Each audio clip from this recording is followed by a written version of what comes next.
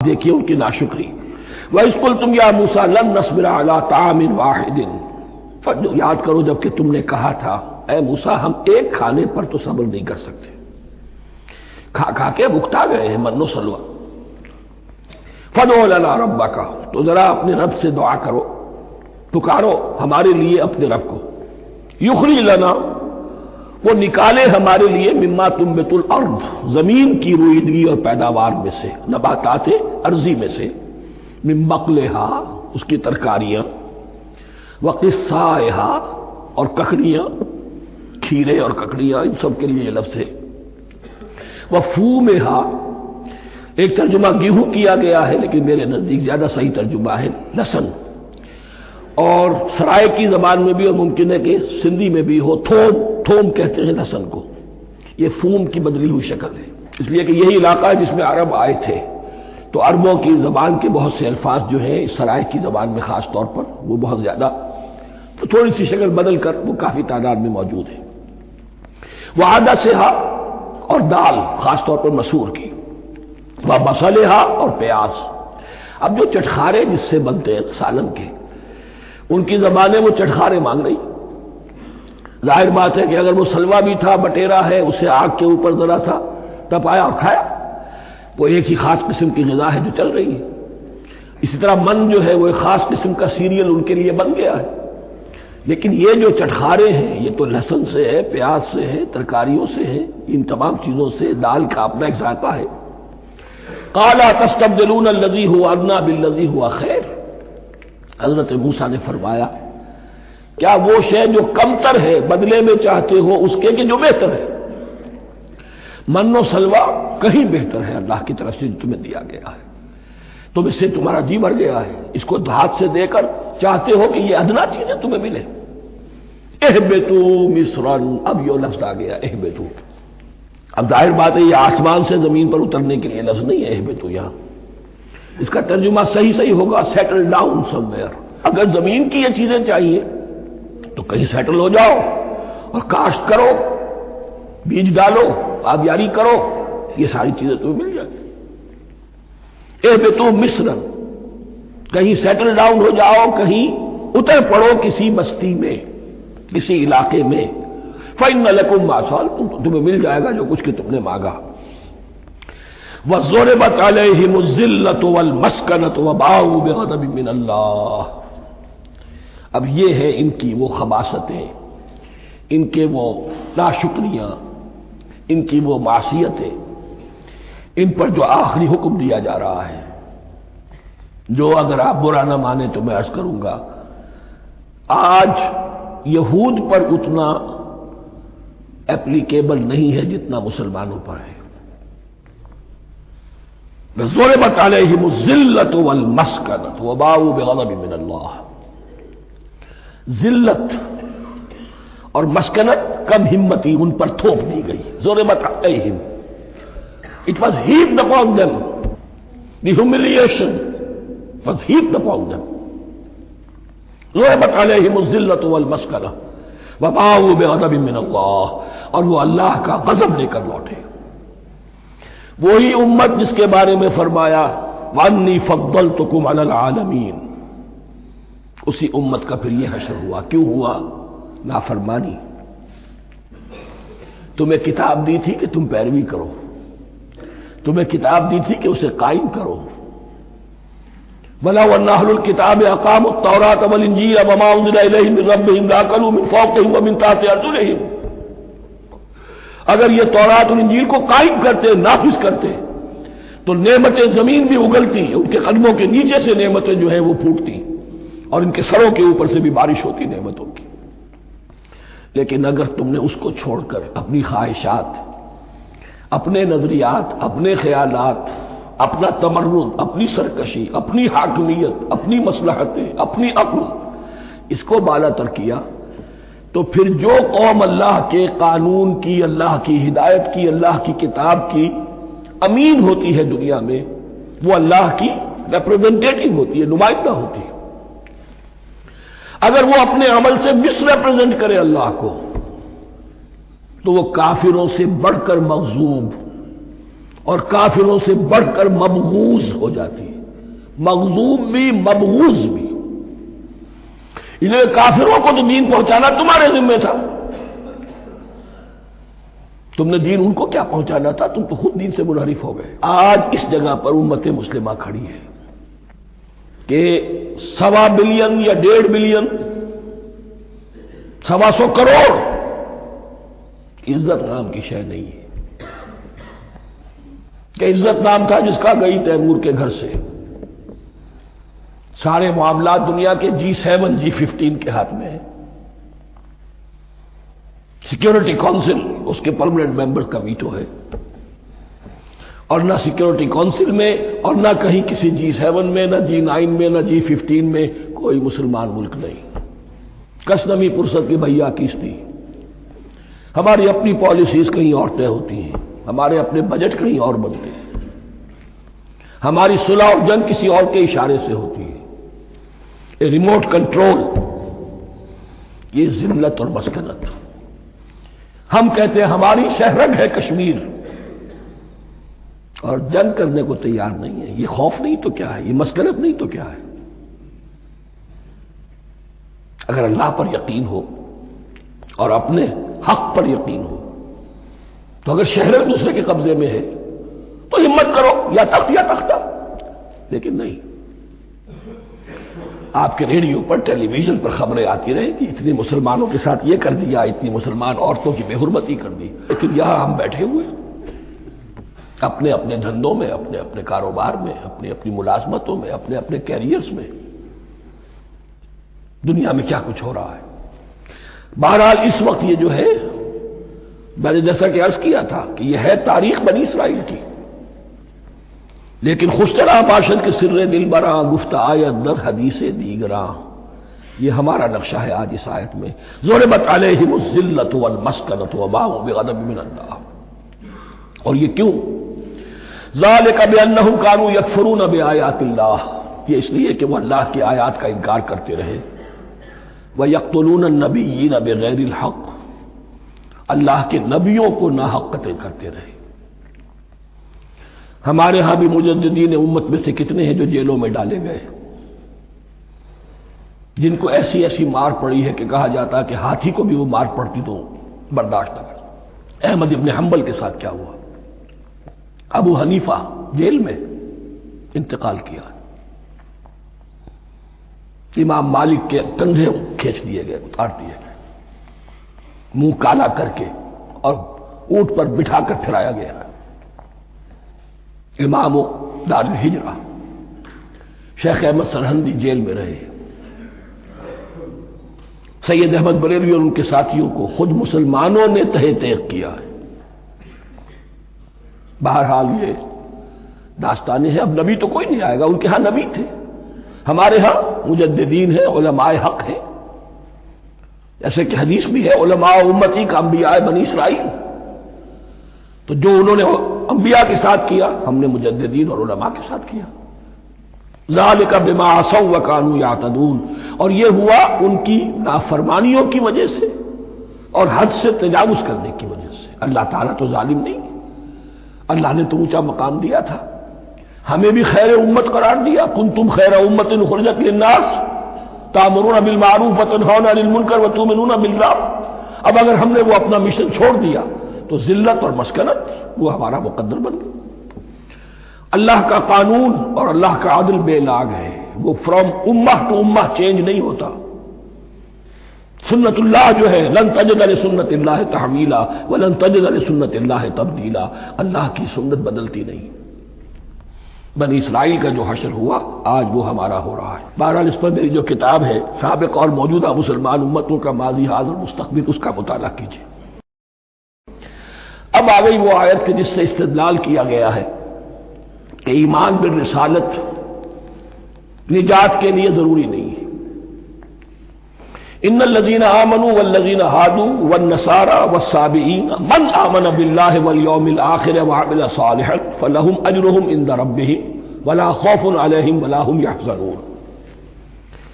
یقیناً جو لوگ ایمان لائے، اور اس سے مراد ہے جو ایمان لائے حضور پر، محمد پر صلی اللہ علیہ وسلم، والذین ہادوا، اور جو یہودی ہو گئے، والنصارى اور نصرانی، والسابعین اور سابی وہ لوگ تھے عراق کے علاقے میں رہتے تھے جو کہتے تھے کہ ہم دین ابراہیمی پر ہیں، لیکن ان کے ہاں بھی بہت کچھ بگڑ گیا تھا، جیسے حضرت ابراہیم کی نسل حضرت اسماعیل کی نسل بگڑ گئی تھی تو اس طرح وہ بھی بگڑ گئے تھے، ستارہ پرستی زیادہ تر ان کے ہاں تھی۔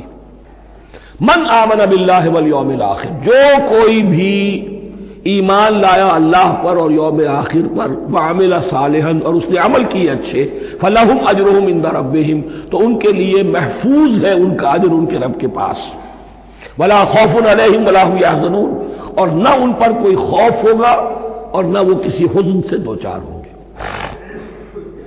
ظاہر الفاظ کے اعتبار سے دیکھیے کہ یہاں ایمان بالرسالت کا ذکر نہیں ہے۔ ویسے تو اگر کوئی اس سے یہ غلط استدلال کرتا ہے تو اس کا پہلا جو اصولی جواب ہے وہ تو یہ ہے کہ ایسی حدیثیں بھی موجود ہے، من قال لا الہ الا اللہ دخل الجنہ، تو اس کے کیا معنی ہے؟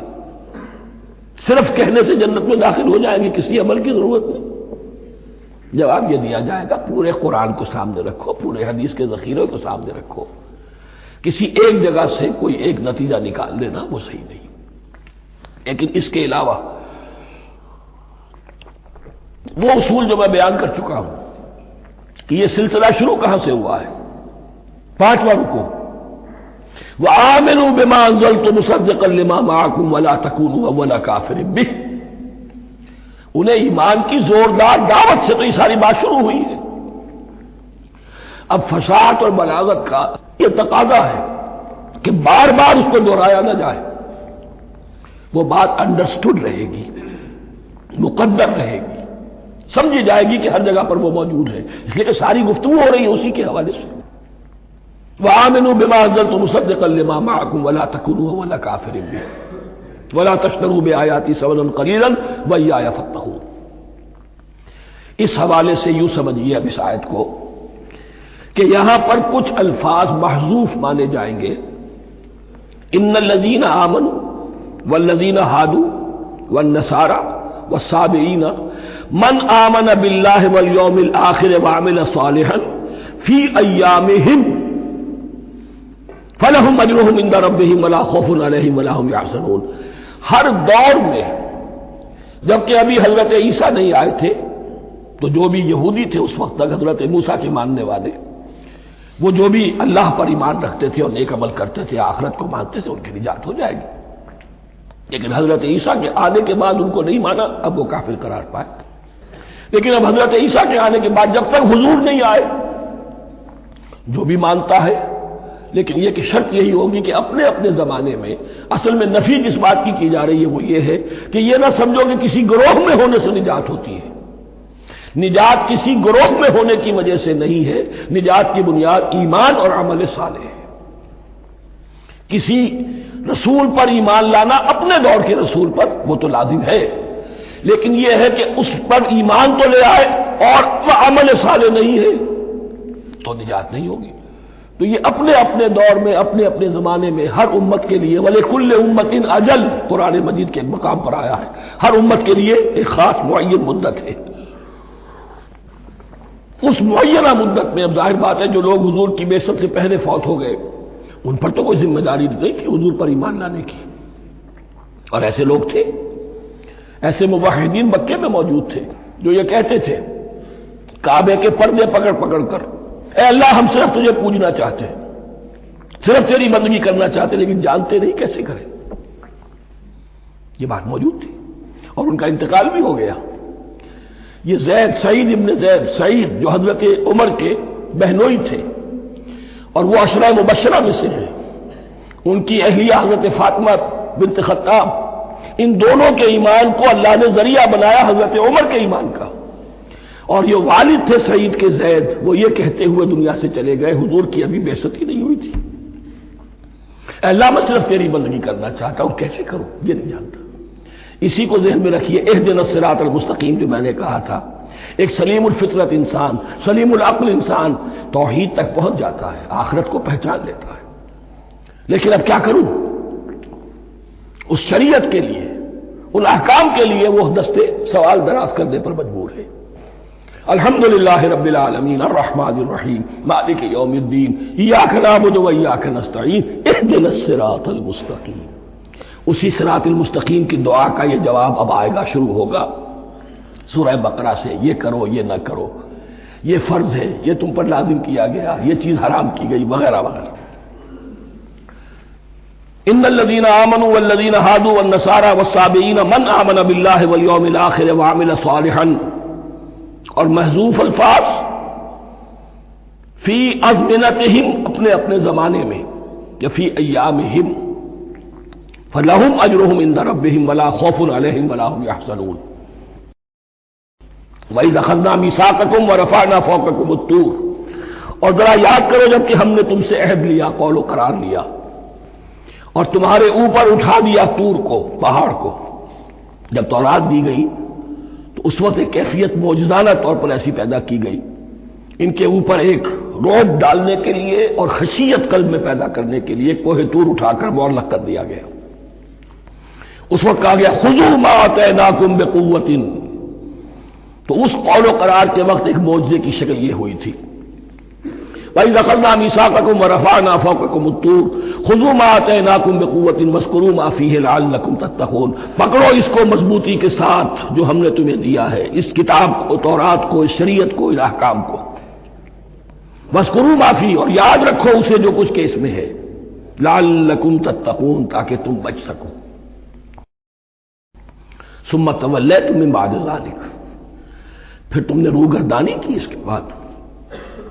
اس میثاق کو توڑا، میثاق الست کو توڑا تھا، اور دوسرے یہ میثاق شریعت جو تم سے لیا گیا اس کو بھی توڑا. ثم تولیتم من بعد ذلك فلولا فضل اللہ علیکم ورحمتہ لکنتم من الخاسرین.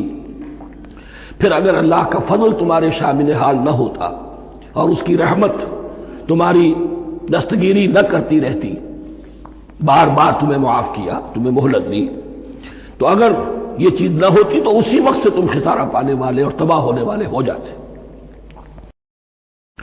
وَلَقَدْ عَلِمْتُمُ الَّذِينَ اعْتَدَوْا مِنْكُمْ فِي السَّبْتِ، اور تمہیں خوب معلوم ہے تم میں سے وہ لوگ جنہوں نے سبت کے قانون کو توڑا، حد سے تجاوز کیا. یہ واقعہ تفصیل کے ساتھ سورہ اعراف میں آئے گا کہ ان کی شریعت میں ہفتے کا روز معین کر دیا گیا تھا، کوئی دنیاوی کام نہیں ہوگا. آج بھی وہ لوگ جو ہے سبت کو، جو بھی پریکٹسنگ جیوز ہیں، وہ اس کی پابندی کرتے ہیں اور بڑی شدت سے کرتے ہیں.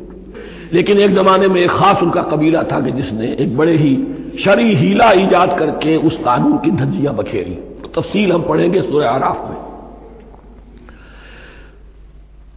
وَلَقَدْ عَلِمْتُمُ الَّذِينَ اعْتَدَوْا مِنْكُمْ فِي السَّبْتِ، اور تمہارے علم میں ہے تمہارے وہ لوگ کہ جنہوں نے سبت کے قانون کے ضمن میں خلاف ورزی کی. فَقُلْنَا لَهُمْ كُونُوا قِرَدَةً خَاسِئِينَ، تو ہم نے کہہ دیا ان کو کہ ہو جاؤ ذلیل بندر.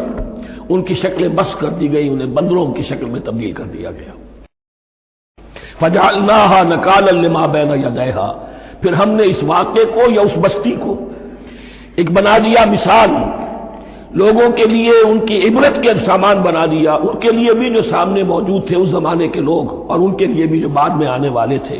وَمَوْعِظَةً لِّلْمُتَّقِينَ، اور اسے ایک نصیحت، ایک سبق آموزی کی بات بنا دیا اہل تقویٰ کے لیے. وَإِذْ قَالَ مُوسَىٰ لِقَوْمِهِ إِنَّ اللَّهَ يَأْمُرُكُمْ أَن تَذْبَحُوا بَقَرَةً، اور یاد کرو جب کہ موسیٰ نے اپنی قوم سے کہا یقیناً اللہ تمہیں حکم دیتا ہے کہ گائے کو ذبح کرو. یہ واقعہ میں پہلے آپ کو بتا دوں، پھر ہم یہ آیات تیزی سے پڑھ لیں گے.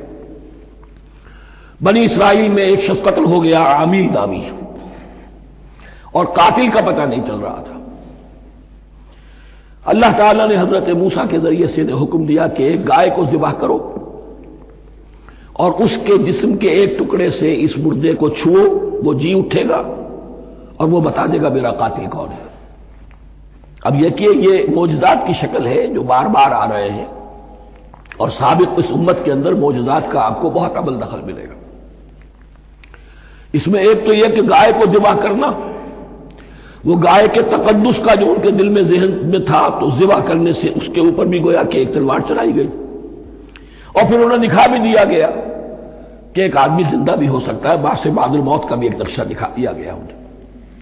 لیکن انہیں جب یہ حکم ملا اور ان کے دلوں کے اندر وہ بچڑے کی اور گائے کی تقدیس جو ہے وہ پلی ہوئی تھی، اب انہوں نے سوال کر کے کسی طریقے سے بچنے کے لیے مین میخ نکالی، کیسی گائے ہو، کیا رنگ ہو، کس طرح کی ہو، کس عمر کی ہو۔ بالآخر یہ کہ جب ہر طرف سے گھیراؤ ان کا ہو گیا اور سب چیزیں جو ہیں ان کے سامنے واضح کر دی گئیں، تب انہوں نے یوں سمجھیے چاروں ناچار بادل ناخواستہ اس حکم پر عمل کیا۔ بس اب ترجمہ کر لیجئے۔ وَإِذْ قَالَ مُوسَىٰ لِقَوْمِهِ إِنَّ اللَّهَ يَأْمُرُكُمْ أَن تَذْبَحُوا بَقَرَةً، اور یاد کرو جب کہ موسیٰ نے کہا اپنی قوم سے کہ اللہ حکم دیتا ہے تمہیں کہ ایک گائے کو ذبح کرو۔ قَالُوا أَتَتَّخِذُنَا هُزُوًا، انہوں نے کہا کیا آپ ہمارے ساتھ کوئی ٹھٹھا کر رہے ہیں، مذاق اڑا رہے ہیں، یہ کیا بات آپ کہہ رہے ہیں؟ قَالَ أَعُوذُ بِاللَّهِ أَنْ أَكُونَ مِنَ الْجَاهِلِينَ، فرمایا میں اللہ کی پناہ طلب کرتا ہوں اس سے کہ میں جاہلوں میں سے ہو جاؤں، کہ میں ان دین کے معاملات کے اندر استہزاء اور تمسخر کو شامل کر دوں۔ قالوا ادع لنا ربك يبين لنا ما هي، اب انہوں نے کہا اچھا ایسی بات ہے تو ذرا اپنے رب سے دعا کیجئے کہ وہ ہم پر واضح کر دے کہ وہ کیسی ہو۔ قال انه يقول، حضرت موسیٰ نے فرمایا اللہ تعالیٰ فرماتا ہے انها بقرۃ لا فارض ولا بکر، وہ ایک ایسی گائے ہونی چاہیے کہ جو نہ بوڑھی ہو نہ بالکل بچیا ہو، عوان بین ذالک، ان کے بین بین ہو، ففعلوا ما تؤمرون، تو اب کر گزرو جو تمہیں حکم دیا گیا۔ قالوا ادع لنا ربك يبين لنا ما لونها، اب انہوں نے پھر کہا ذرا ایک دفعہ اور دعا کیجئے اپنے رب سے، وہ ہمیں بتا دے اس کا رنگ کیسا ہونا چاہیے۔ قال انه يقول انها بقرة صفراء فاقع لونها تسر الناظرين، فرمایا اللہ فرماتا ہے کہ وہ گائے ایسی ہونی چاہیے زرد رنگ، شوخ رنگ، شوخ زرد رنگ کی، چمکیلی، جو دیکھنے والوں کو خوب اچھی لگے، پسند آئے، دل میں کھب جانے والی۔ اب جو زیادہ سے زیادہ ان کے ہاں مقدس سمجھے جاتے تھے گائے، رفتہ رفتہ سوال کر کے اگر پہلے ہی حکم پر وہ کر دیتے تو کسی بھی گائے کو ذبح کر دیتے، لیکن یہاں گھیراؤ ان کا ہو رہا ہے کہ جس کی تقدس کا ان کے ذہن میں زیادہ سے زیادہ تاثر ہے اسی کو واضح کیا جائے۔ قالوا ادع لنا ربك يبين لنا ما هي، پھر کہا انہوں نے پھر ذرا پکاریے اپنے رب کو، دعا کیجئے اس سے وہ ہمارے لیے واضح کر دے کہ کس قسم کی گائے، کون سی گائے کی قربانی وہ چاہتا ہے۔ ان البقرہ تشابہ علینا، یہ گائے کا معاملہ ہمارے اوپر جو ہے کوئی مشتبہ سا ہو گیا ہے کہ کون سی گائے ذبح کریں۔ وَإِنَّا إِنْ شَاءَ اللَّهُ لَمُهْتَدُونَ، اور یہ نہ آپ شک کریں ہماری نیت پر، ہم انشاءاللہ ہدایت پانے والے ہوں گے، جب بات بالکل واضح ہو جائے گی تو پھر ہم وہ حکم جو ہے اس پر عمل کریں گے۔ قال انه يقول، فرمایا اللہ فرماتا ہے انها بقرۃ لا ذلول تثير الارض ولا تسقي الحرث، وہ ایک ایسی گائے ہونی چاہیے کہ جو کوئی جس سے مشقت نہ لی جاتی ہو، نہ وہ ہل جوتتی ہو اور نہ وہ رہٹ کا پانی کھینچتی ہو۔ تسیر الارض، نہ تو وہ زمین کو جوتنے میں ہل چلانے میں کام نہیں لی جائے، ولا تسقي الحرث، اور نہ کھیتی کو پانی پلانے کے لیے وہ پانی کھینچنے میں استعمال کیا جائے۔ مسلمتن، اور پوری سالم ہونی چاہیے، یک رنگ، لا شیۃ فیہا، اس میں کسی دوسرے رنگ کا کوئی داغ تک نہ ہو۔ اب کیا کرتے، گھیراؤ میں آ گئے۔ قالوا الآن جئت بالحق، کہا انہوں نے کہ ٹھیک ہے اب تو آپ نے بات جو ہے پوری طریقے سے واضح کر دی۔ فذبحوها وما كانوا يفعلون، تب انہوں نے اس کو ذبح کیا اور وہ کرنے والے نہیں تھے، دل میں نہیں تھا، بادل ناخواستہ۔ اب دیکھیے یہاں ترتیب ذرا واقعے کی جو ہے مختلف ہو گئی ہے، جو اس ذبح بقرہ کا سبب تھا وہ بعد میں بیان ہو رہا ہے۔ تورات میں چونکہ واقعات کو اس طریقے سے بیان کیا ہے لہذا وہاں ترتیب دوسری ہے۔ وَإِذْ قَتَلْتُمْ نَفْسًا فَادَّارَأْتُمْ فِيهَا، اور یاد کرو جب کہ تم نے ایک جان کو قتل کیا تھا اور اس کا الزام تم ایک دوسرے پر لگا رہے تھے، یعنی کسی کا پتہ نہیں چل رہا تھا قاتل کون ہے۔ واللہ مخرج ما کنتم تکتمون، اور اللہ تعالیٰ فیصلہ کر چکا تھا کہ جو کچھ تم چھپا رہے ہو اسے نکال کر رہے گا، واضح کرے گا۔ فَقُلْ اضْرِبُوهُ بِبَعْضِهَا، تو ہم نے حکم دیا کہ اس کی لاش کو اس گائے کے ایک ٹکڑے سے، اس کے جسم کے ایک حصے سے ضرب لگاؤ۔ كَذَلِكَ يُحْيِي اللَّهُ الْمَوْتَىٰ، اور دیکھو اس طریقے سے اللہ مردوں کو زندہ کر دے گا۔ تھوڑی دیر کے لیے وہ زندہ ہوا اور اس نے اپنے قاتل کا نام بتا دیا۔ وَيُرِيكُمْ آيَاتِهِ لَعَلَّكُمْ تَعْقِلُونَ، اور وہ تمہیں دکھاتا ہے اپنی آیات تاکہ تم عقل سے کام لو۔ اب جو الفاظ آ رہے ہیں بہت سخت ہیں، بہت سخت ہیں، لیکن ان کو پڑھتے ہوئے درون بینی ضرور کیجیے گا، اپنے اندر جھانکیے گا۔ ثم قست قلوبکم، پھر تمہارے دل سخت ہو گئے جب دین میں ہیلے بہانے نکالے جانے لگے اور ہیلوں بہانوں کے ذریعے سے شریعت کے احکام سے بچا جائے، اللہ کو دھوکہ دینے کی کوشش کی جائے، اس کا جو نتیجہ نکلتا ہے وہ دل کی سختی ہے۔ ثم قست قلوبکم، پھر تمہارے دل سخت ہو گئے، فہی کالحجارۃ او اشد قسوہ، تو وہ تو اب پتھروں کے مانند ہیں بلکہ سختی میں ان سے بھی زیادہ شدید ہے۔ یہ ویسے بھی فصاحت اور بلاغت کا بھی بڑا ایک عمدہ مقام ہے قرآن کا۔ وَإِنَّ مِنَ الْحِجَارَةِ لَمَا يَتَفَجَّرُ مِنْهُ الْأَنْهَارُ، پتھروں میں سے تو ایسے بھی ہوتے ہیں جن میں سے چشمے پھوٹ بہتے ہیں۔ وَإِنَّ مِنْهَا لَمَا يَشَقَّقُ فَيَخْرُجُ مِنْهُ الْمَاءُ، اور ایسے بھی ہیں جو شق ہو جاتے ہیں، پتھر چٹانیں، ان میں سے پانی برآمد ہو جاتا ہے۔ وَإِنَّ مِنْهَا لَمَا يَهْبِطُ مِنْ خَشْيَةِ اللَّهِ، اور ان میں وہ بھی ہوتے ہیں جو اللہ کے خوف سے گر پڑتے ہیں۔ وَمَا اللَّهُ بِغَافِلٍ عَمَّا تَعْمَلُونَ، اور اللہ تعالیٰ غافل نہیں ہے اس سے جو تم کر رہے ہو۔ یہ کیفیت جو ہے ثم قست قلوبکم فہی کالحجارۃ او اشد قسوہ، ہے کون؟ یا بنی اسرائیل اذکروا نعمتی التي انعمت علیکم وانی فضلتکم علی العالمین، جن پر 1400 برس ایسے گزرے کہ کوئی لمحہ ایسا نہ تھا کہ نبی موجود نہ ہو، جنہیں 3 کتابیں دی گئیں، لیکن یہ کہ اپنی بدعملی، عقائد میں بھی مین میخ کر کے اپنے آپ کو بچانے کے راستے نکال لینا، اعمال میں بھی ہیلوں کے ذریعے سے، کتاب الحیل کے ذریعے سے اپنے آپ کو ذمہ داریوں سے مبرہ کر لینا، اس کا نتیجہ پھر یہ نکلتا ہے۔ اللہ تعالیٰ مجھے اور آپ کو اس انجام بد سے بچائے۔ تو یہ جو سلسلہ مضمون چل رہا ہے، خطاب بے امت سابقہ امت مسلمہ بنی اسرائیل، ان کے ساتھ خطاب کا سلسلہ سورہ بقرہ میں 5ویں رکوع سے شروع ہوا اور 15ویں رکوع کے آغاز تک چلے گا۔ یہ 10 رکوع ہیں، عرض کر چکا ہوں بار بار، اور اس کو میں چاہتا ہوں آپ اچھی طرح ذہن نشین کر لیں کہ اس میں سے پہلا رکوع جو ہے وہ دعوت کا ہے، وہ بہت فیصلہ کن ہے۔ یہی وجہ ہے کہ دیکھیے اس رکوع کا آغاز ہوا یا بنی اسرائیل اذکروا نعمتی التی انعمت علیکم وَأَوْفُوا بِعَهْدِي أُوفِ بِعَهْدِكُمْ وَإِيَّايَ فَارْهَبُونِ، اور خود بخود ظاہر ہو رہا ہے اسلوب کلام سے کہ اگلے رکوع سے بات کا رنگ بدل گیا ہے۔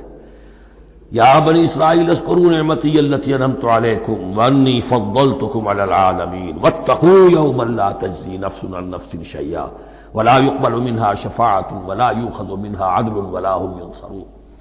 یہ تہدید کا انداز ہے، دھمکی کا انداز ہے۔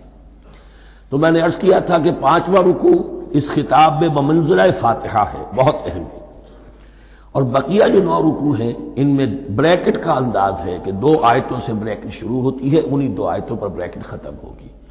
یہ ملامت کا خطاب ہے اور ان کے خلاف ایک مفصل فرض قرارداد جرم جو ہے وائد کی گئی ہے، جس کے نتیجے میں وہ اس منصب سے معزول کر دیے گئے جس پر 2000 برس سے فائز تھے، اور ان کی جگہ پر اب امت محمد، نئی امت مسلمہ علی صاحب الصلاۃ والسلام، اب اس کا نصب، اس کی انسٹالیشن اور اس کی انسٹالیشن سیریمنی کے طور پر تحویل قبلہ کا معاملہ۔ یہ ربط کلام اگر سامنے نہ رہے تو انسان کھو جاتا ہے قرآن مجید کی طویل صورتوں کو پڑھتے ہوئے کہ بات کہاں سے چلی تھی، کدھر جا رہی ہے، کیا ربط ہے، کیا تعلق ہے، سیاق کلام کیا ہے۔ اس کو میں اس لیے بار بار، حالانکہ مجھے معلوم ہے کہ وقت کم ہے، لیکن میں اس چیز کو زیادہ اہمیت دے رہا ہوں۔ اب ان 9 رکوعوں کے مضامین میں کچھ تو واقعات ہیں، تم نے یہ کیا، تم نے یہ کیا، تم نے یہ کیا، ظاہر بات ہے ترجمہ تو کرنا ہوگا، کچھ مختصر وضاحت بھی کرنی ہوگی، لیکن ان کے تفصیل میں جانے کی ضرورت نہیں ہے۔ لیکن آپ نے دیکھا کہ کچھ واقعات کے بعد پھر کچھ ایسے یونیورسل ٹروتھس بیان ہوئے ہیں، ایسے عظیم حقائق کہ جو ابدی حقائق ہیں، ان کا کسی وقت سے، کسی قوم سے، کسی خاص گروہ سے تعلق نہیں، وہ تو اصول ہیں، سنت اللہ ہم انہیں کہہ سکتے ہیں، یہ اللہ کے جو عام قوانین ہیں، قواعد ہیں اس کائنات میں۔ ایک تو قوانین ہے طبعیہ، فزیکل لاز، ایک مورل لاز ہے کہ جو اس دنیا میں اللہ تعالیٰ کی طرف سے کار فرما ہے۔ تو جہاں وہ مورل لاس آتے ہیں جنہیں آپ کہا کرتے تھے جب بچپن میں کہانی پڑھی اور کہانی کے بعد لکھا اس کا مورل لیسن کیا ہے، اس کہانی سے سبق کیا حاصل ہوا، تو تھوڑے تھوڑے وقفے کے بعد وہ آیات آتی ہیں کہ جو اس گویا کہ اس سلسلہ کلام کے اندر یہ انتہائی اہمیت کی حامل ہے، اس لیے کہ وہ یونیورسل اہمیت کی حامل ہے اور ان میں در حقیقت ایک رہنمائی پوشیدہ ہے موجودہ امت مسلمہ کے لیے۔ مثلا جتنا حصہ ہم اب تک پڑھ چکے ہیں ان میں سے پہلے تو وہ آیت یاد کیجئے وَضُرِبَتْ عَلَيْهِمُ الذِّلَّةُ وَالْمَسْكَنَةُ وَبَاءُوا بِغَضَبٍ مِّنَ اللَّهِ۔ معلوم ہوا کہ ایسا ہو سکتا ہے کہ ایک امت مسلمان ہو، اس پر اللہ کے بڑے فضل ہوئے ہوں، بڑا اکرام ہوا ہو، بہت انعام ہوا ہو، پھر وہ اپنی بے عملی یا بد عملی کے باعث اللہ تعالیٰ کے غضب کی مستحق ہو جائے اور ذلت اور مسکنت اس پر تھوپ دی جائے۔ یہ ایک یونیورسل ٹروتھ وہاں سے نکل آیا کہ ہمیں سوچنا ہوگا، یہ ایک لمحہ فکریہ ہے امت مسلمہ کیا کہ کیا ہم تو کہیں آج اس پوزیشن میں نہیں ہیں۔ حدیث میں آپ کو سنا چکا ہوں لَيَأْتِيَنَّ عَلَىٰ أُمَّتِي مَا أَتَىٰ عَلَىٰ بَنِي إِسْرَائِيلَ حَسْبَ النَّعْلِ بِالنَّعْلِ۔ دوسرا اسی طرح کا یونیورسل ٹروتھ والا مقام تھا آخری جو ہم نے کل پڑھا ہے، ثُمَّ قَسَتْ قُلُوبُكُمْ وَهِيَ كَالْحِجَارَةِ أَوْ أَشَدُّ قَسْوَةً۔ کسی مسلمان امت کا یہ حال بھی ہو سکتا ہے کہ ان کے دل اتنے سخت ہو جائیں کہ سختی میں پتھروں کو اور چٹانوں کو مات دے جائیں۔ یہ بھی ایک کیفیت ہے جو سامنے آئی، حالانکہ قوم وہ ہے انی فضلتکم علی العالمین، از کجا تاب کجا، لیکن یہ حقیقت بھی ہمارے سامنے آئی کہ یہ چیزیں جو ہیں اپنی جگہ پر امکانات میں سے ہیں۔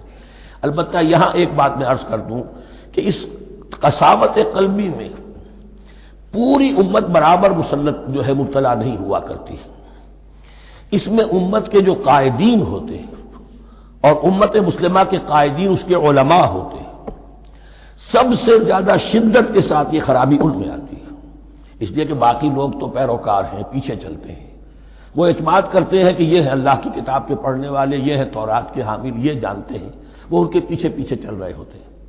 لیکن جو لوگ جان بوجھ کر اللہ کی کتاب میں تحریف کر رہے ہوں انہیں تو پتا ہے ہم کیا کر رہے ہیں، جو لوگ جان بوجھ کر حق کو پہچان کر اس کا انکار کر رہے ہیں انہیں تو پتا ہے کہ ہم کیا کر رہے ہیں۔ در حقیقت یہ سزا ان پر آتی ہے۔ یہ بات اب ان آیات میں جو آج ہم پڑھنے چلے ہیں بہت زیادہ واضح ہو جائے گی انشاءاللہ۔ فرمایا افتطمعون ان یؤمنوا لکم، تو اے مسلمانوں کیا تم یہ توقع رکھتے ہو کہ یہ ایمان لے آئیں گے تم پر، تمہاری بات مان لیں گے؟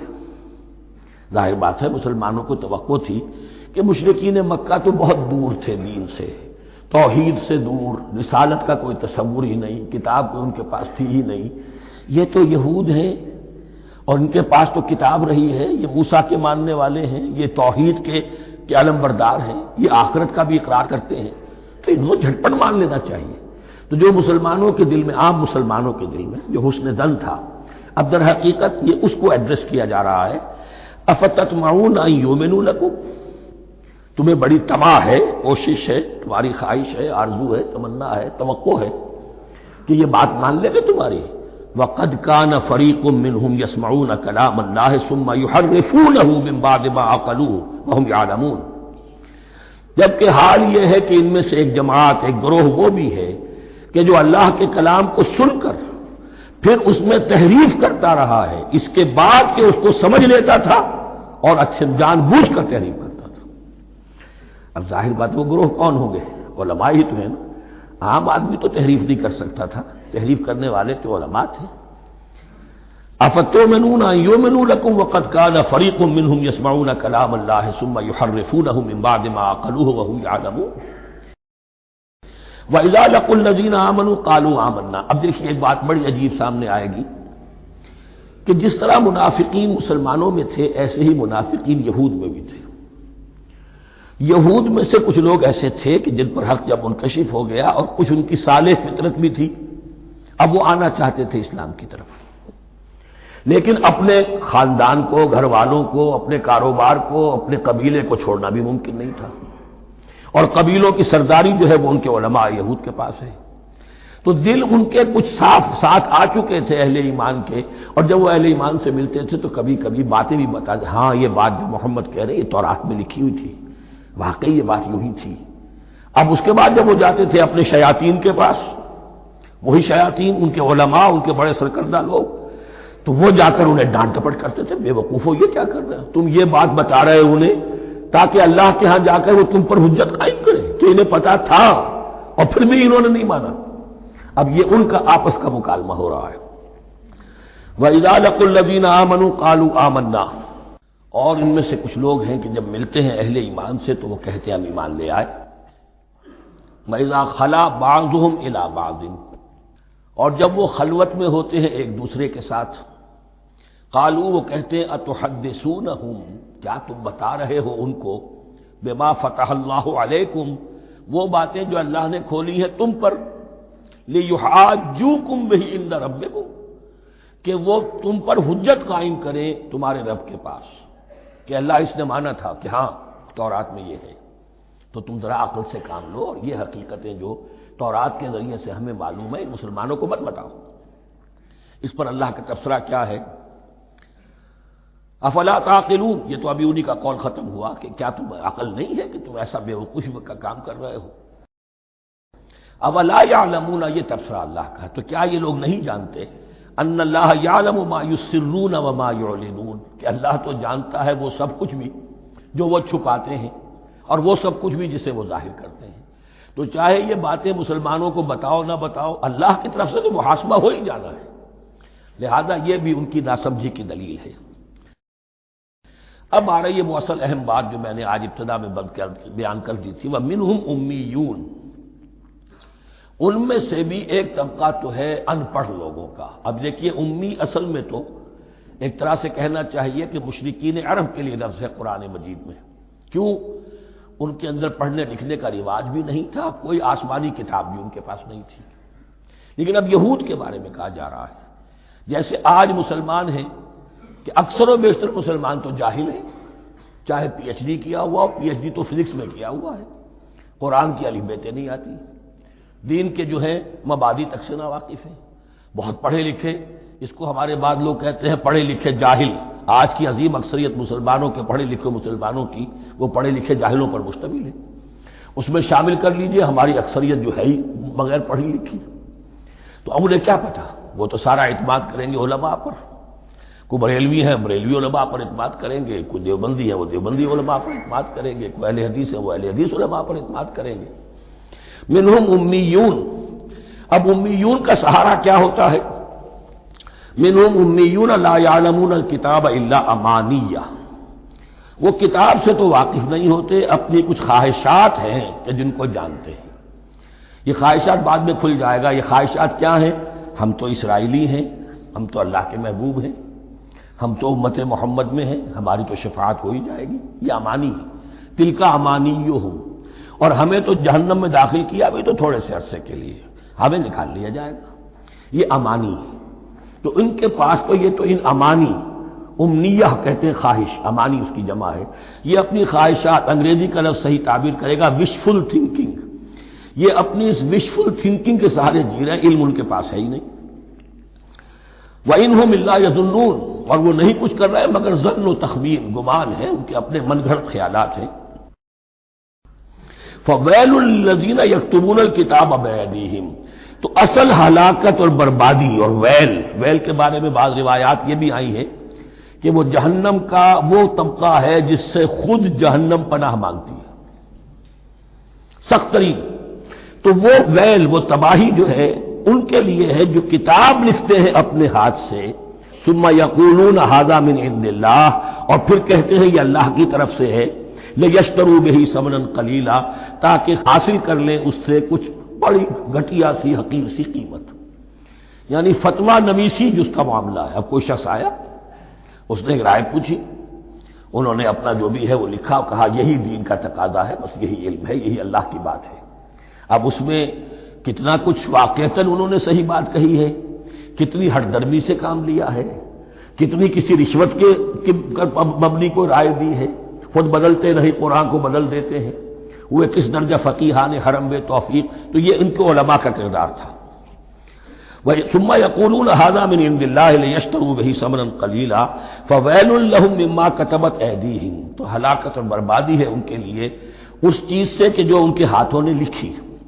وَوَيْلٌ لَّهُم مِّمَّا يَكْسِبُونَ، اور ان کے لیے ہلاکت اور بربادی ہے اس کمائی سے جو وہ کر رہے ہیں۔ یہ سارا دھندا جو ہے فتویٰ فروشی کا اور دین فروشی کا، اس کے لیے تباہی وہ اپنے لیے مول لے رہے ہیں، اس سے کوئی ان کو اللہ تعالیٰ کے ہاں کوئی اجر و ثواب نہیں ملے گا۔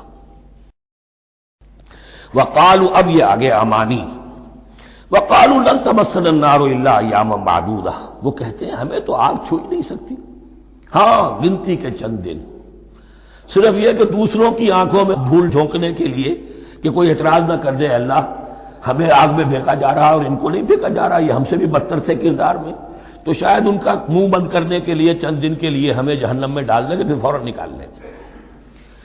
وقالوا لن تمسنا النار الا ایاما معدودہ، اور وہ کہتے ہیں کہ نہیں چھو سکتی ہمیں آگ مگر گنتی کے چند دن۔ قل اتخذتم عند اللہ عہدا، ان سے کہیے کیا تم نے اللہ سے کوئی عہد لے لیا ہے، کوئی قول و قرار ہو گیا ہے؟ فلن یخلف اللہ عہدہ، کہ تمہیں یہ یقین ہے کہ اللہ اپنے عہد کے خلاف نہیں کرے گا؟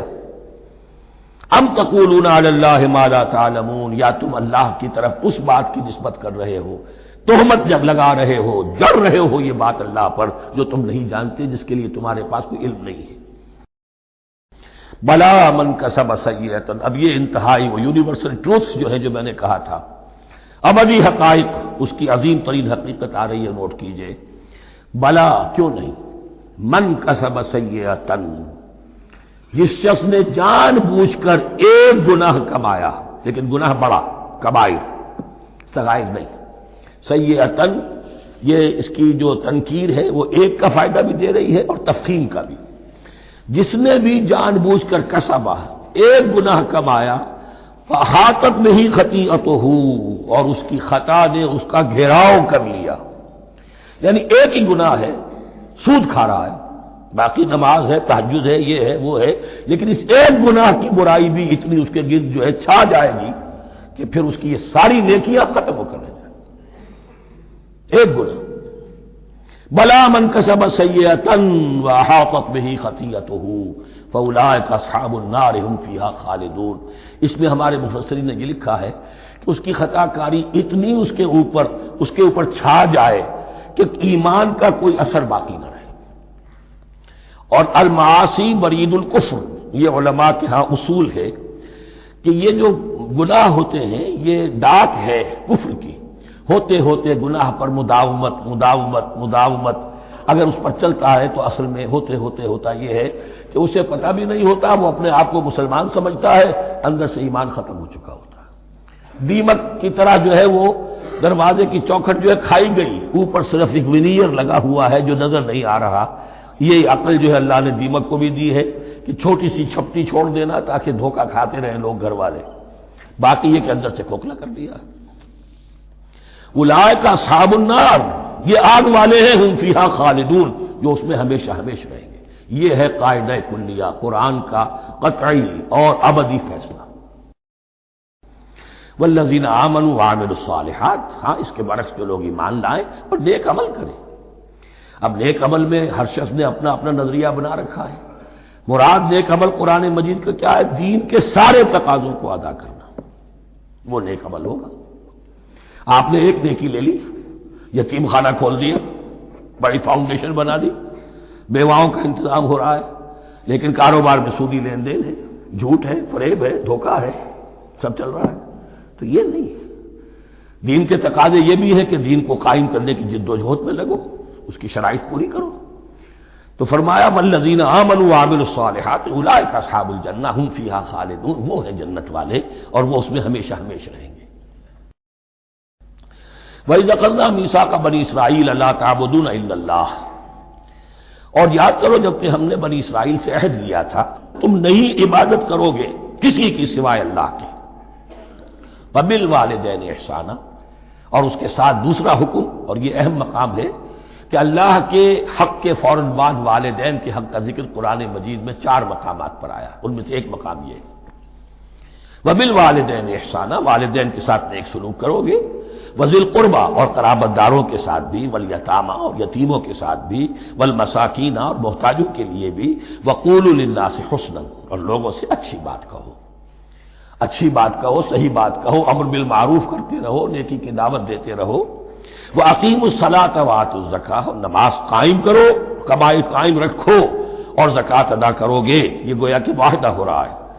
ثُمَّ تَوَلَّیْتُم، پھر دیکھو تم نے اس سے پیٹھ موڑ لی، اِلَّا قَلِیلًا مِنکُم، سوائے تم میں سے تھوڑے سے لوگوں کے، وَأَنتُم مُعْرِضُونَ، اور تم ہو ہی پھر جانے والے، تمہاری یہ عادت گویا کہ طبیعت ثانیہ ہے۔ اب ایک خاص مثال آ رہی ہے، اس کے بعد پھر ایک بہت بڑا یونیورسل ٹروتھ آئے گا۔ مثال کیا ہے؟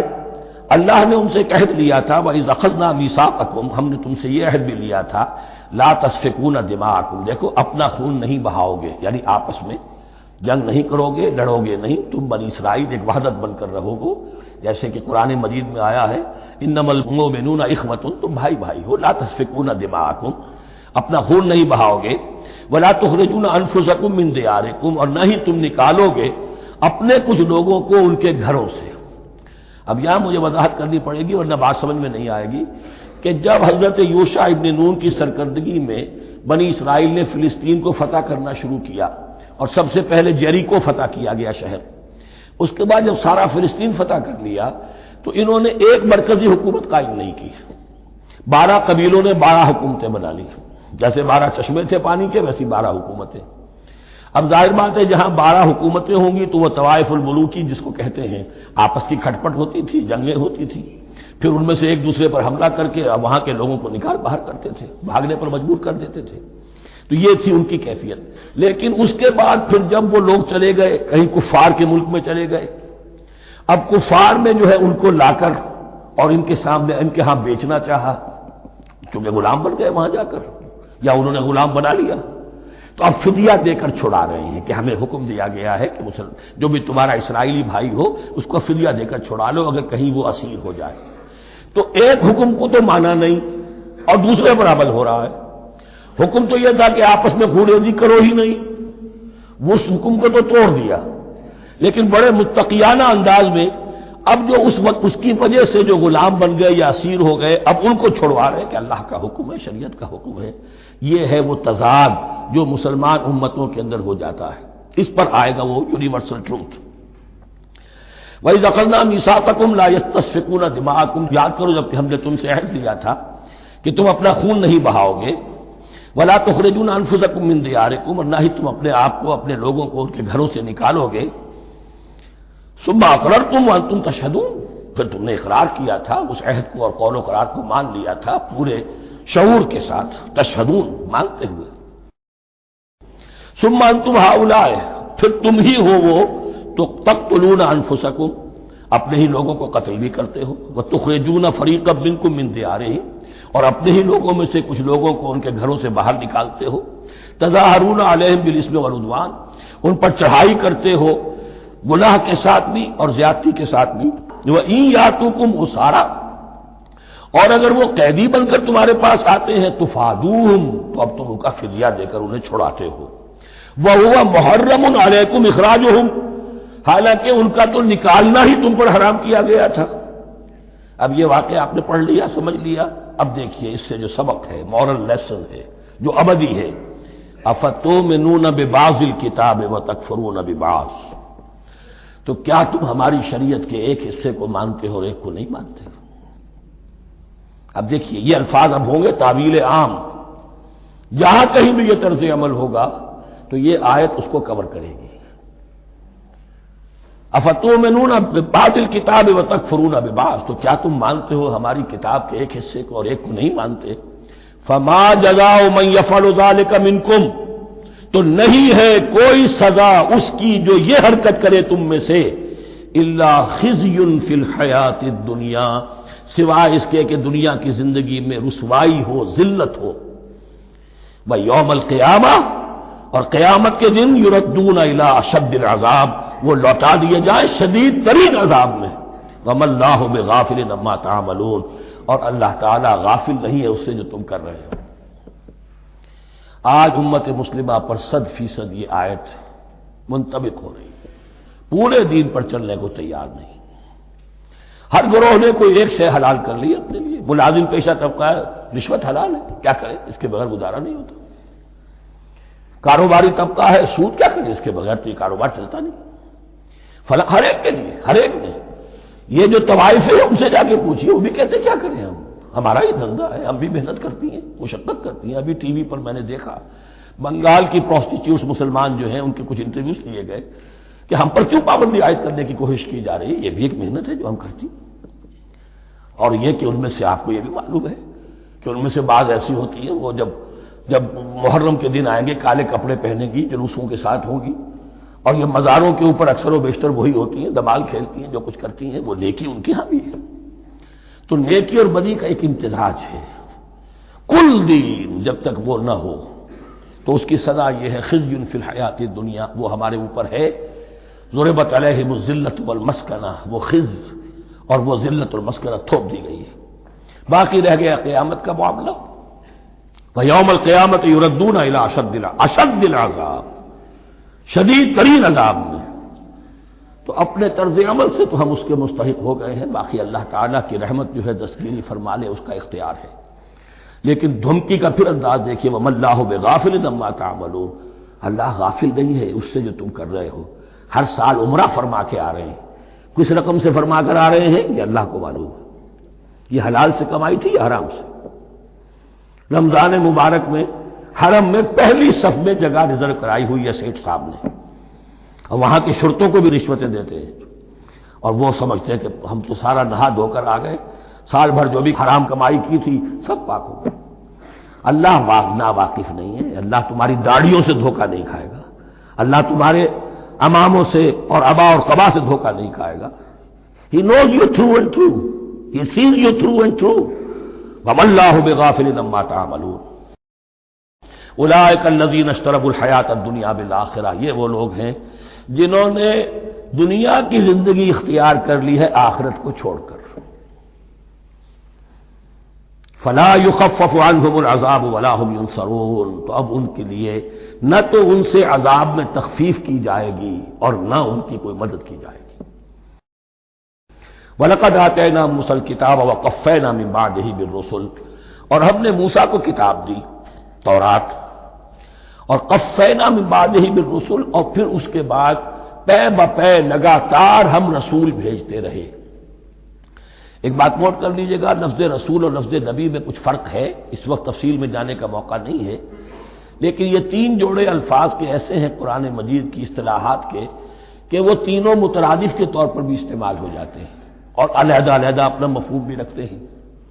اور اس کا ایک اصول یہ علماء نے بنایا ہے کہ اذا اجتمع تفرقا وَإِذَا تَفَرَّقَا اجتمعا. ایک ہے ایمان اور اسلام. اب یہ بھی مسلم مومن ایک ہی شے ہے، لیکن یہ کہ ایک شے تو نہیں ہے، کچھ فرق بھی ہے. کہیں جہاں ان دونوں الفاظ کو لایا جائے گا بالمقابل تو فرق نظر آ جائے گا، لیکن عام طور پر مسلم کی جگہ مومن، مومن کی جگہ مسلم استعمال ہو جائے گا. call the rose by any name it will smell as sweet. اس طرح جہاد اور قتال کا معاملہ ہے، دو الفاظ ہیں، مختلف ہیں، مفہوم جدا بھی ہے لیکن ایک دوسرے کی جگہ آ بھی جائیں گے. تیسرے نبی اور رسول، فرق ہے. ہر نبی رسول نہیں ہوتا، ہر رسول نبی ہے. یعنی نبی عام ہے، رسول خاص ہے. نبی کو جب کسی خاص قوم کی طرف معین طور پر بھیج دیا جاتا ہے تب وہ رسول ہو جاتا ہے. اس سے پہلے اس کی حیثیت ایک ولی اللہ کی ہے، بہت اعلیٰ درجے کا اللہ کا دوست اور ولی جس پر وحی آ رہی ہے. عام ولی اللہ میں اور نبی میں فرق یہ ہے، ان پر وحی آتی ہے، ان پر وحی نہیں آتی. لیکن اس نبی کو اگر اب آپ بھیج دیں گے کہ جاؤ اذهب الى فرعون، اب وہ رسول ہو گئے. جاؤ اب مدین کی طرف، الى مدین اخاهم شعیبا، اب رسول ہو گئے. تو یہ فرق ہے نبی اور رسول کا. جیسے آپ کے ہاں سی ایس پی کاڈر ہے، اب وہ ڈی سی بھی لگ سکتا ہے، کہیں وہ جوائنٹ سیکرٹری لگا ہوا ہے، کہیں ناپسندیدہ آدمی ہے تو او ایس ڈی لگایا ہوا ہے کہیں، لیکن اس کا کاڈر برقرار رہے گا، سی ایس پی تو ہے. اسی اعتبار سے ہر نبی ہر حال میں نبی ہے، لیکن اس کو اضافی کیفیت ملتی ہے رسول کی. اور ایک بات یہ نوٹ کر لیجئے، نبیوں کو قتل بھی کیا گیا ہے، رسول قتل نہیں ہو سکتے. اللہ کا فیصلہ یہ ہے کہ لاغلبن انا ورسلی، میں اور میرے رسول تو غالب آ کر رہیں گے. جب بھی کسی قوم نے کسی رسول کی جان لینے کی کوشش کی ہے اس قوم کو برباد کر دیا گیا اور رسول اور اس کے ساتھیوں کو بچا لیا گیا. یہ معاملہ ہوا ہے اللہ کا تمام رسولوں کے ساتھ، نبیوں کے ساتھ نہیں. حضرت یحییٰ نبی تھے، قتل کر دیے گئے. حضرت عیسیٰ رسول تھے، قتل نہیں کیے جا سکتے تھے، ان کو زندہ آسمان پر اٹھا لیا گیا. اب وہی دوبارہ آئیں گے. تو رسول جو ہے وہ قتل نہیں ہوتا.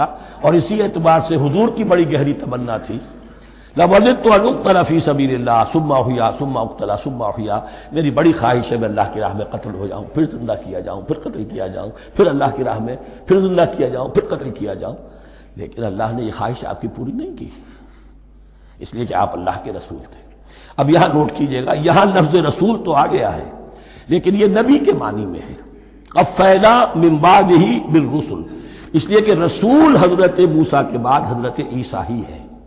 درمیان میں پروفٹس ہیں، prophets of the old testament, یہ انبیاء ہیں، لیکن ان کے لیے لفظ رسول آ گیا ہے. وَآتَيْنَا عِيسَى ابْنَ مَرْيَمَ الْبَيِّنَاتِ وَأَيَّدْنَاهُ بِرُوحِ الْقُدُسِ، اور ہم نے عیسیٰ کو بڑی واضح نشانیاں دیں. حصی معجزات جتنے حضرت مسیح کو دیے گئے ہیں ویسے اور کسی نبی کو نہیں دیے گئے. یہ بعد میں تذکرہ آ جائے گا سورہ آل عمران میں. اور ہم نے مدد کی ان کی روح القدس کے ساتھ، حضرت جبرائیل کی خاص تائید انہیں حاصل تھی. ظاہر بات ہے، میں نے عرض کیا ہے کہ جو معجزہ ہوتا ہے وہ کسی نبی کی اپنی طاقت سے اس کا ظہور نہیں ہوتا، رسول کے کسی طاقت سے، یا کرامت کسی ولی اللہ کے اپنے اختیار میں نہیں ہوتی، یہ اللہ کی طرف سے. اور اس کے لیے ظہور جو ہوتا ہے وہ فرشتوں کے ذریعے سے. ایدناہ بروح القدس افکلما جاءکم رسول بما لا تہوی انفسکم. اب یہاں پر تبصرہ ہو رہا ہے، جو بھی کچھ یہود نے کیا حضرت مسیح کے ساتھ، وہ چونکہ معلوم ہے اس کا تذکرہ نہیں کیا، صرف اس پر تبصرہ ہو رہا ہے. تو جب بھی کبھی تمہارے پاس کوئی رسول آیا، بما لا تہوی انفسکم، وہ چیز لے کر جو تمہارے جیوں کو، تمہارے من کو بھائی نہیں، اچھی نہیں لگی، استکبرتم، تم نے استکبار کیا. وہی استکبار جو عزازیل نے کیا تھا اور ابلیس بن گیا. ابا واستکبر. استکبرتم ففریقا کذبتم وفریقا تقتلون. تو کچھ کو تو تم نے صرف ان کی تردید ہی کی اور کچھ کو تم نے قتل بھی کیا. تقتلون، تو یہ انبیاء کے قتل ہو سکتا ہے. اور نمبر 2 ایک رائے یہ دی گئی ہے، تقتلون جو ہے قتل تم نہیں آیا ہے، یہ فعل مضارع ہے، اور فعل مضارع کے اندر ایک فعل جاری رہتا ہے، ختم نہیں ہوتا. گویا کہ تم قتل کرنے کی کوشش کرتے رہے. بعض لوگوں کی تو جان کے در پہ ہو گئے. وقالوا قلوبنا غلف، اور انہوں نے کہا ہے کہ ہمارے دل تو غلافوں کے اندر بند ہیں. یہ اس کو ملائیے پہلی آیت جو آج ہم نے پڑھی ہے، افتطمعون ان یؤمنوا لکم. تو اے مسلمانوں، کیا تم یہ توقع رکھتے ہو اور چاہتے ہو کہ تمہاری بات مان لیں گے؟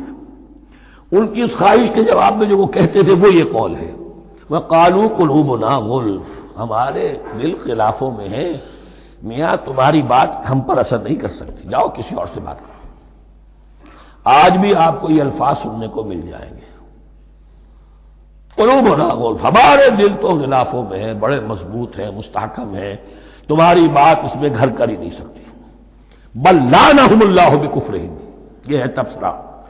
جس کو یہ کہہ رہے ہیں کہ ہمارے دل محفوظ ہیں اور غلافوں میں ہیں، حقیقت میں تو ان پر لعنت ہو چکی ہے اللہ کی طرف سے ان کے کفر کی وجہ سے.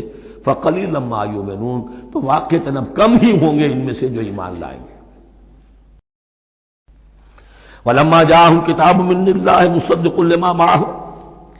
اب یہاں پر ذکر ہو رہا ہے خود حضور صلی اللہ علیہ وسلم کا. اور جب آ گئی ان کے پاس کتاب اللہ کے پاس سے، یعنی یہ قرآن، مصدق لما معہم، جو اس کی تصدیق کرتے ہوئے آیا جو ان کے پاس ہے. میں اس کی وضاحت کر چکا ہوں. قرآن ایک طرف تصدیق کرتا ہے تورات اور انجیل کی، اور دوسری طرف وہ مصداق بن کر آیا ہے تورات اور انجیل کی پیشن گوئیوں کا. وَكَانُوا مِن قَبْلُ يَسْتَفْتِحُونَ عَلَى الَّذِينَ كَفَرُوا، اور ان کا حال یہ تھا کہ وہ آخری کتاب اور آخری نبی کے حوالے اور واسطے سے اللہ تعالیٰ سے فتح کی دعائیں کیا کرتے تھے کافروں کے خلاف. ہوتا کیا تھا کہ یہ 3 قبیلے مدینے میں آ گئے کہ جو یہودی تھے، بنو قینقاع، بنو نذیر اور بنو قریظہ. اسی میں وہاں رہتے تھے اوس اور خزرج جو یمن سے آئے تھے، اصل عربی قبائل تھے. پھر آس پاس کے قبائل بھی تھے، وہ سب کے سب امیین میں سے تھے، ان کے پاس نہ کوئی کتاب، نہ کوئی شریعت، نہ کسی نبوت سے آگاہ. اب ان کے آپس میں جب لڑائیاں ہوتی تھیں اور یہ مار کھاتے تھے، سرمایہ دار تھے، دولت والے تھے، عام طور پر بزدل تھے، لہذا جب بھی کبھی مقابلہ ہوتا تھا مار کھاتے تھے. تو وہاں یہ کہا کرتے تھے کہ ابھی تو تم ہمیں مار لیتے ہو، دبا لیتے ہو، نبی آخری زمان کی آنے کا وقت آ چکا ہے، وہ نئی کتاب لے کر آئیں گے، جب وہ آئیں گے ہم ان کے ساتھ ہو کر جب تم سے جنگ کریں گے تو تم ہمیں شکست نہیں دے سکو گے، ہمیں فتح حاصل ہوگی۔ اور دعا کیا کرتے تھے اللہ اس نبی آخر زمان کا ظہور جلد ہو تاکہ اس کے واسطے سے اور اس کے ذریعے سے اس کے صدقے ہمیں فتح مل سکے۔ یہ دعائیں تھیں، چونکہ خزرج اور اوس کے لوگوں نے ان کی یہ دعائیں سنی ہوئی تھیں۔ یہی وجہ ہے کہ حج میں سن 11 نبوی کے حج میں یا سن 10 نبوی کے حج میں جب وہاں پر 6 آدمیوں سے حضور نے بات کی جو خزرج کے تھے، سب کے سب انہوں نے کلنکھیوں سے ایک دوسرے کو دیکھا، معلوم ہوتا ہے یہ وہی نبی ہے جن کا ذکر یہ یہودی کرتے ہیں، تو اس سے پہلے کہ وہ ایمان لائے تم ایمان لے آؤ۔ گویا کہ وہ علم بالواسطہ طور پر جو انہیں پہنچا تھا وہ ان کے لیے کتنا بڑا سرمایہ بن گیا، ان کے نجات کا ذریعہ بن گیا۔ اور وہ علم جو ان کے پاس تھا تعصب کی وجہ سے اور تکبر کی وجہ سے وہ اسی طرح رہ گئے۔ فَذَهَبَ اللَّهُ بِنُورِهِمْ وَتَرَكَهُمْ فِي ظُلُمَاتٍ لَا يُبْصِرُونَ صُمٌّ بُكْمٌ عُمْيٌ فَهُمْ لَا يَرْجِعُونَ وَلَمَّا جَاءَهُمْ كِتَابٌ مِّنْ عِندِ اللَّهِ مُصَدِّقٌ لِّمَا مَعَهُمْ وَكَانُوا مِن قَبْلُ يَسْتَفْتِحُونَ عَلَى الَّذِينَ كَفَرُوا فَلَمَّا جَاءَهُم مَّا عَرَفُوا كَفَرُوا بِهِ، تو جب ان کے پاس آ گئے وہ چیز جسے انہوں نے پہچان لیا پھر انہوں نے کفر کیا۔ فَلَعْنَةُ اللَّهِ عَلَى الْكَافِرِينَ، تو اللہ کی لعنت ہے ایسے کافروں پر۔ بئس ما اشتروا به انفسهم ان يكفروا بما انزل الله بغيا ان ينزل الله من فضله على من يشاء من عباده، بہت بری شے ہے جس کے عوض کہ انہوں نے اپنی جانوں کو فروخت کر دیا۔ یعنی دنیا کا حقیر سا نفع، یہاں کی حقیر سی مسندیں، یہاں کا جو بھی چودراہٹیں ہیں، جو بھی ان کی حیثیت ہے، صرف اس کا قربانی دینے کو تیار نہیں، یہی تو سبب ہے، اس کی وجہ سے کفر کر رہے ہیں پہچان کر۔ تو بری ہے وہ شے جس کے لیے انہوں نے اپنے آپ کو بیچ دیا۔ ان یکفروا، کہ وہ کفر کر رہے ہیں اس وجہ سے، بما انزل اللہ بغیا، جو اللہ نے نازل فرمایا ہے، اور کفر کیوں کر رہے ہیں اس زدہ میں، ان ينزل اللہ من فضلہ علی من یشاء من عبادہ، کہ اللہ تعالیٰ نے نازل کر دیا ہے اپنے اس فضل میں سے اپنے بندوں میں سے جس پر چاہا۔ وہ اس امید میں تھے کہ وہ اسرائیلی ہی ہوگا۔ جب 1400 برس تک نبوت ہمارے پاس رہی، اب فترت کا زمانہ ہے، 600 برس گزر گئے، اب آخری نبی آنا ہے، ان کو گمان یہ تھا وہ ہم میں سے ہی ہوگا۔ یہاں یہ ہوا کہ یہ رحمت اللہ کی اور یہ فضل جو ہے بنی اسماعیل پر ہو گیا۔ اس کی وجہ سے زدہ بغین، اس بغین کے لفظ کو اچھی طرح نوٹ کر لیجئے، یہ اختلاف جو ہوتا ہے دین میں اس کا اصل سبب یہ بغین کا لفظ آئے گا بار بار قرآن مجید میں۔ یہ بغین کیا ہے؟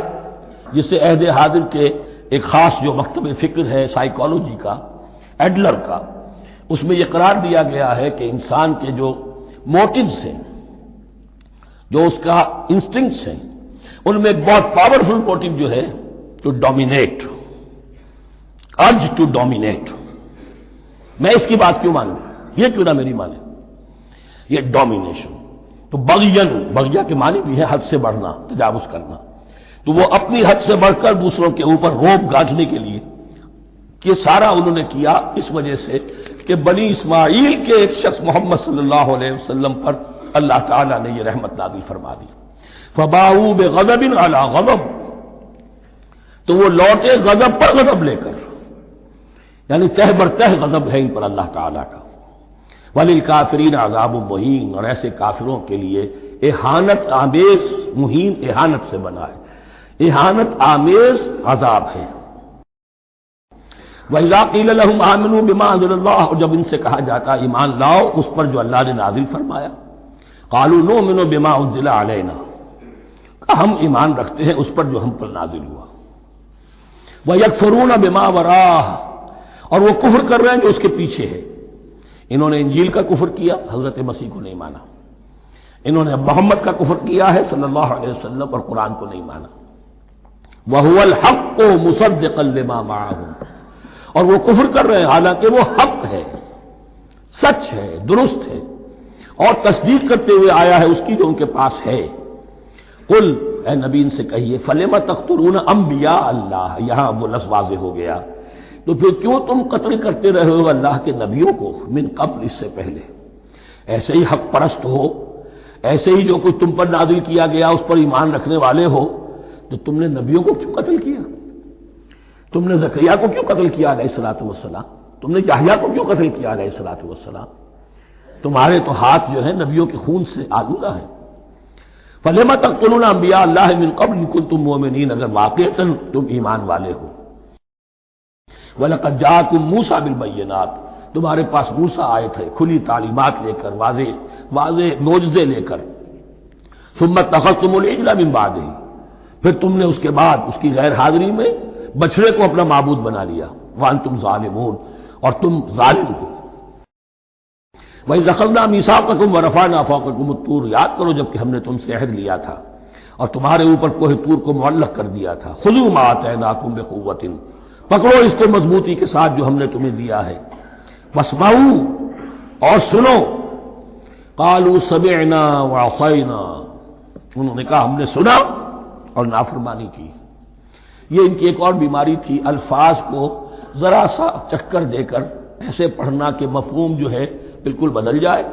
کوئی اعتراض کرے تو کہے گا کوئی شخص کہ اپنے کانوں کا جا کے میل نکلوائیے، میں نے تو اطعنا کہا تھا، آپ کو آسینا سننے میں آ گیا۔ لیکن وہ اپنے لوگ جو ہوتے تھے ان کے منافقوں کے، اور آپس میں جو ہوتے تھے وہی منافق اس وقت حضرت موسیٰ کے ساتھ کردار تو ایک ہی رہا ہمیشہ سے۔ اس کردار کے لوگ جو ہے یہ حرکتیں کرتے تھے اور پھر ان سے سرزنش کی جاتی کہ بھائی ہم نے تو کہا تھا سمعنا واطعنا، آپ کے اپنی سماعت میں کوئی خلل ہوگا۔ قالوا سمعنا وعصینا، ہم نے سنا اور ہم نے رد کیا، نافرمانی کی۔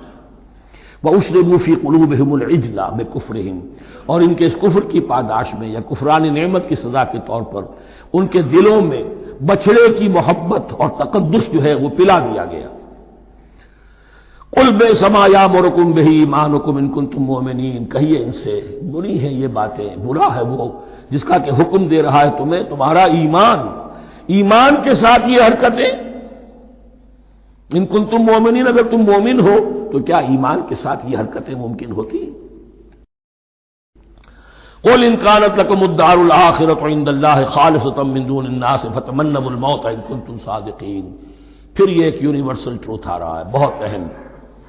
اس کو کرتے ہوئے خود انٹروسپیکشن کی ضرورت ہے پڑھتے ہوئے، کیونکہ ان کا یہ خیال تھا نحن ابناء اللہ وحباؤہ، ہم تو اللہ کے بڑے چہیتے ہیں، بڑے لاڈلے ہیں، اولیاء ہیں، ہم پسندیدہ لوگ ہیں، we are the chosen people of the lord, یہ ان کا کہنا جو ہے یہ تو ان کی بڑی کھلی بات ہے۔ اور ان کا کہنا ہے کہ آخرت کا گھر تو ہمارے لیے ہے ہی ہے، اٹھا لو۔ اب دیکھیے لٹمس ٹیسٹ ان کے سامنے رکھا جا رہا ہے، لیکن یہ لٹمس ٹیسٹ میرے اور آپ کے لیے بھی ہے۔ قُلْ إِن كَانَتْ لَكُمُ الدَّارُ الْآخِرَةُ عِندَ اللَّهِ خَالِصَةً مِّن دُونِ النَّاسِ، اے نبی ان سے کہیے کہ اگر تمہارے لیے آخرت کا گھر اللہ کے پاس خالص کر لیا گیا ہے دوسرے لوگوں کو چھوڑ کر، یعنی تمہاری ریزرویشن ہو چکی ہے وہاں، تمہارے لیے تو جنت ہی جنت ہے، فَتَمَنَّوُا الْمَوْتَ إِن كُنتُمْ صَادِقِينَ، تو اگر تم سچے ہو تو تمہیں موت کی تمنا کرنی چاہیے، موت کی تمنا کرو۔ اگر اتنا ہی یقین ہے جنت میں داخل ہونے کا تو دنیا میں رہنا تم پر گراں ہونا چاہیے۔ یہاں کی تو بہت سی کلفتیں ہیں، بہت سی محنتیں ہیں، مشقتیں ہیں، کتنی کتنی کوفت اٹھانی پڑ جاتی ہے۔ یقین اگر ہو کہ آخرت ہے اور وہاں میرا مقام جنت میں ہے تو زندگی تو لائبلٹی معلوم ہونی چاہیے، ایسٹ معلوم نہیں ہونا چاہیے۔ پھر تو دنیا سجن نظر آنی چاہیے، جیسا کہ حدیث میں فرمایا گیا الدنیا سجن المومن و جنت الکافر، یعنی کم سے کم یہ کہ دنیا میں زیادہ رہنے کی آرزو تو نہ ہو، یہ کم سے کم ہے۔ آخرت پر ایمان، اور اگر اپنا معاملہ اللہ کے ساتھ خلوص پر ہے، دھوکے بازی پہ نہیں ہے۔ بل الانسان علی نفسہ بصیرہ، ہر انسان کو معلوم ہے میں کہاں کھڑا ہوں۔ آپ کا دل آپ کو بتا دے گا آپ اللہ کے ساتھ دھوکے بازی کر رہے ہیں یا آپ کا معاملہ اللہ کے ساتھ خلوص و اخلاص پر مبنی ہے۔ اگر یقین ہے کہ خلوص و اخلاص پر ہے تو پھر تو یہ ہے کہ زندگی ایسٹ نہیں لائبلٹی، اور دنیا باغ نہیں قید خانہ نظر آنا چاہیے، اور اس میں انسان رہتا ہے ایک مجبوراً اللہ نے بھیجا ہے رہنا ہے، جو اس کی طرف سے ذمہ داریاں عائد کی گئی ہیں وہ ادا کرنی ہے، لیکن یہاں رہنے کی خواہش یہ اگر ہے تو یا تو آخرت پر ایمان نہیں یا اپنا اللہ کے ساتھ معاملہ خلوص اور اخلاص پر مبنی نہیں۔ دس از دی لٹمس ٹیسٹ. وَلَن يَتَمَنَّوْهُ أَبَدًا، اور یہ ہرگز نہیں کریں گے تمنا اس کی موت کی، بما قدمت ایدیہم، بسبب ان کرتوتوں کے جو ان کے ہاتھوں نے آگے بھیجے ہوئے ہیں. ہر شخص کو معلوم ہے میں نے کیا کمائی کی ہے، کیا بھیجی. واللہ علیم بالظالمین، اور اللہ ان ظالموں سے بخوبی واقف ہے. وَلَتَجِدَنَّهُمْ أَحْرَصَ النَّاسِ عَلَىٰ حَيَاةٍ، اور تم انہیں دیکھو گے اس دنیا کی زندگی پر تمام انسانوں سے بڑھ کر حریص ہے. وَمِنَ الَّذِينَ أَشْرَكُوا، یہاں تک کہ مشرکوں سے زیادہ حریص ہے. اور یہ بات صحیح ہے. اہل ایمان کے ساتھ مقابلہ مشرکین نے کیا، کھل کر میدان میں آ کر کیا، ڈٹ کر کیا، اپنی جانیں اپنے باطل معبودوں کے لیے قربان کی. یہودی نہیں لڑ سکے، من ورائے جدر، فصیلوں کے پیچھے سے اور ادھر سے، لیکن سامنے آ کر مقابلہ نہیں کر سکے، اس لیے کہ انہیں جانیں بہت عزیز تھی. وَلَتَجِدَنَّهُمْ أَحْرَصَ النَّاسِ عَلَىٰ حَيَاةٍ وَمِنَ الَّذِينَ أَشْرَكُوا، حتیٰ یہ کہ مشرکین سے بھی زیادہ یہ دنیا کی زندگی کے حریص ہیں. یود احدہم لو یعمر الف سنہ، ان میں سے ہر ایک کی یہ خواہش ہے کہ کسی طرح اس کی عمر 1000 برس ہو جائے. وما هو بمزحزحه من العذاب ان يعمر، اور اگر ان کو معمر کر بھی دیا جائے، طویل زندگی دے بھی دی جائے، تو عذاب سے تو چھٹکارا نہیں ملے گا. آخرت تو بالآخر تو آنی ہے. واللہ بصیر بما یعملون، اور اللہ دیکھ رہا ہے جو کچھ کہ وہ کر رہے ہیں. قل من كان عدوا لجبريل فإنه نزله على قلبك، اب جیسا کہ میں نے عرض کیا کہ ان کا خیال یہ تھا کہ آخری نبوت کا وقت تو قریب ہے، ہوگا وہ کوئی اسرائیلی، ہوگا ہم میں سے. معاملہ ہو گیا تلپٹ. اللہ نے ان کی آزمائش اتنی بڑی کر لی کہ جنہیں حقیر سمجھتے تھے، بڑی امیین ہیں، ان پڑھ ہیں، نہ ان کے پاس کتاب، نہ کوئی شریعت، نہ کوئی قانون، نہ کوئی ضابطہ، کچھ بھی نہیں. اللہ نے ان میں سے ایک آدمی کو، ایک شخص کو چن لیا. لہذا ان کے لیے اب ان کے اندر دشمنی پیدا ہوئی. کس سے؟ گالیاں دینے لگے حضرت جبرائیل کو، اس نے دشمنی کی ہے ہمارے ساتھ. آ تو رہا تھا پیغام ہم میں سے کسی کے لیے، لے گیا ادھر. اور یہ بات آپ کو شاید بڑی عجیب لگے، لیکن یہ کہ شیخ احمد سرہندی رحمۃ اللہ علیہ نے اپنے مکاتیب میں یہ لکھا ہے کہ اہل تشیع کا ایک فرقہ ایسا بھی رہا ہے، میں نہیں جانتا کہ آج بھی ہے یا نہیں ہے، جس کو غرابیہ کہتے تھے. غرابیہ، ان کا عقیدہ یہ تھا کہ حضرت محمد صلی اللہ علیہ وسلم اور حضرت علی رضی اللہ تعالی عنہ، ان کی ارواح بالکل ایک دوسرے کے ایسے مشابہ تھیں جیسے ایک کوا دوسرے کوے کے مشابہ ہوتا ہے. غراب کوے کو کہتے ہیں. تو جبریل دھوکہ کھا گئے.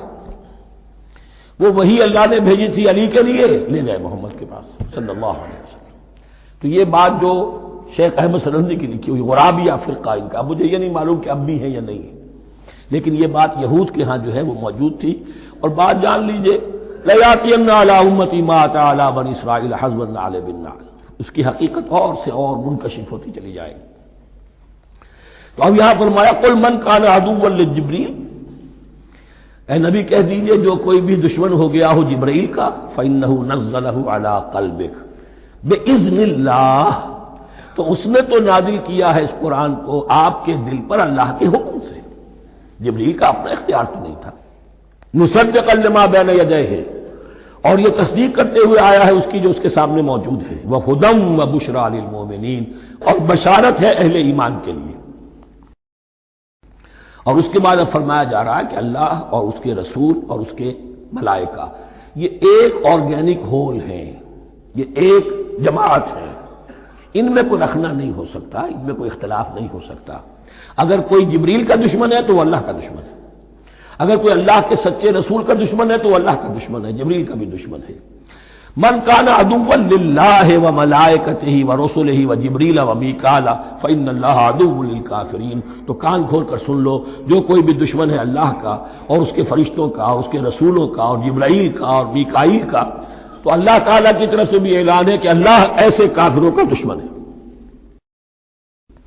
وَلَقَدْ أَنزَلْنَا إِلَيْكَ آيَاتٍ بَيِّنَاتٍ، اور اے نبی ہم نے آپ کی طرف نازل کر دی ہے روشن آیات. وَمَا يَكْفُرُ بِهَا إِلَّا الْفَاسِقُونَ، اور انکار نہیں کرتے ان کا مگر وہی کہ جو سرکش ہیں. وَمَا يُضِلُّ بِهِ إِلَّا الْفَاسِقِينَ، تیسرے رکوع میں جو سورہ بقرہ کے الفاظ آئے تھے.